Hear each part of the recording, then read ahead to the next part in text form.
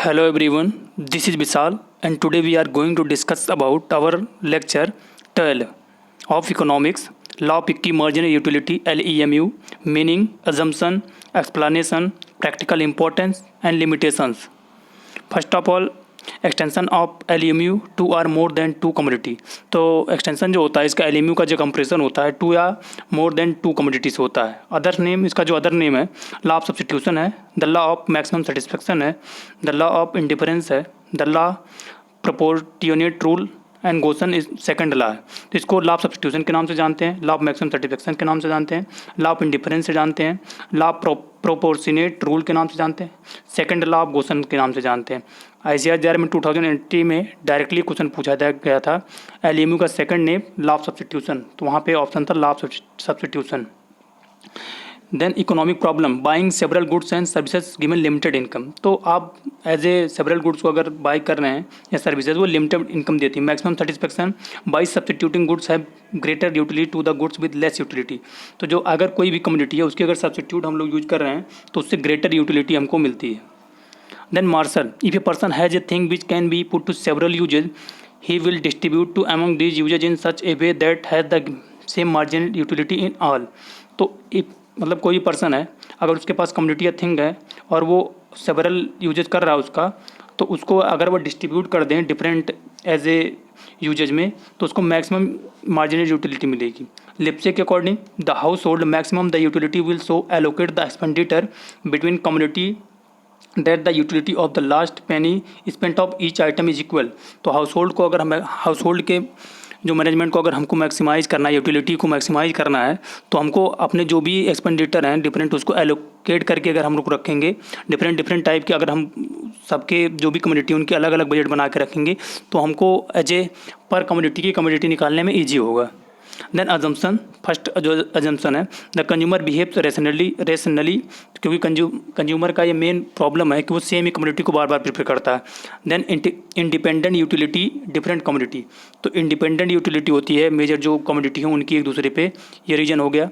The person has full knowledge about the community in the market, person को full knowledge होता है जो भी कम्युनिटी होती है मार्केट में, वो रीजन भी है।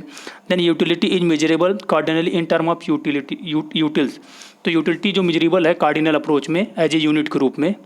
Then constant marginal utility of money, तो मनी की जो मार्जिनल यूटिलिटी होती है वो कांस्टेंट होती है।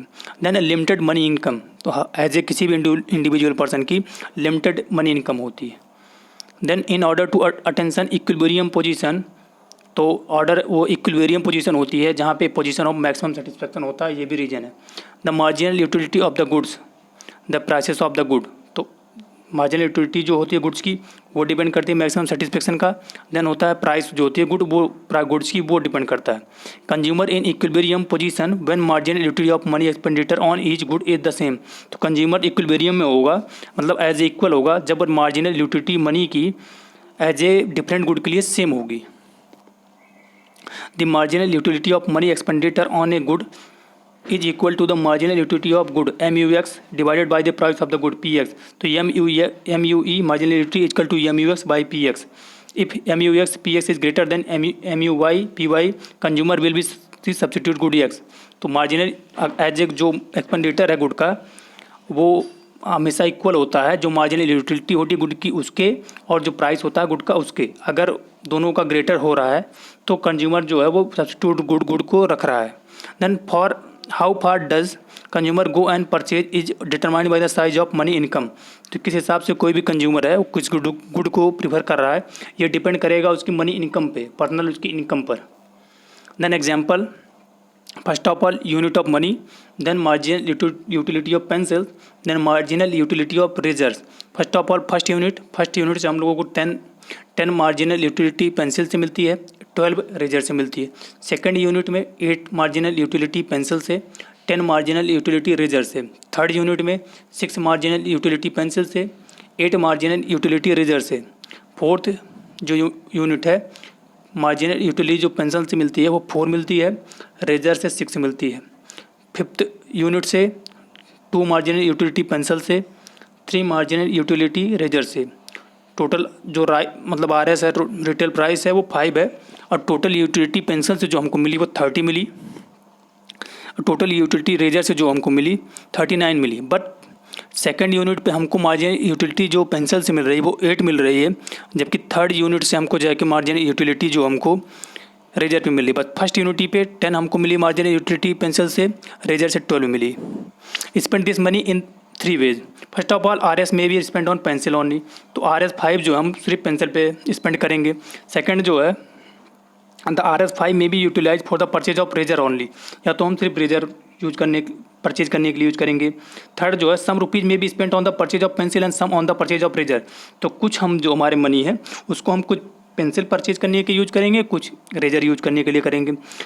And fourth, by spending RS 2.0 on pencil and 3 on razor he gets 48 utility. तो हम अगर इसको डिवाइड कर दें अपने टोटल जो हमारी मनी 5 रुपीज़ है, हम 2 यूनिट जो यूज कर दें पेंसिल परचेज करने में और रबर यूज करने में हम 3 यूनिट यूज कर दें, तो जो हमारी टोटल यूटिलिटी आएगी 10 + 8 + 12 + 10 + 8 = 18।